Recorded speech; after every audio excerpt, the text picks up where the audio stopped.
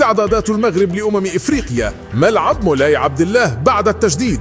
شهد ملعب مجمع الأمير مولاي عبد الله بمدينة الرباط خلال الفترة الماضية عمليات إعادة بناء شاملة تهدف إلى تحويله إلى صرح رياضي عصري بمواصفات عالمية في إطار استعدادات المغرب لاحتضان كأس إفريقيا المقبلة وعدد من المنافسات الدولية الكبرى. وبعد تجديده وصلت سعة الملعب إلى 70,000 متفرج، بالإضافة إلى تصميم الحديث يغطي جميع المدرجات ويوفر رؤية مثالية للجماهير وتجهيزات متطورة في الإضاءة والمرافق الداخلية والخارجية. ورصدت الحكومة المغربية ميزانية تقدر ب300 مليار لتجديد الملعب، وكذلك من أجل بناء ملعب مجاور لألعاب القوى بسعة 25,000 متفرج ومواقف سيارات تحت أرضية، فضلا عن تطوير الممرات والمداخل وإعادة تأهيل القاعة متعددة الرياضات وإنشاء مقر جديد للجنة الأولمبية ومركز تكوين خاص بألعاب القوى. ومن المتوقع أن تنتهي أعمال التجديد بنهاية السنة الجارية ليصبح الملعب الجديد جاهزا لاستضافة منافسات كأس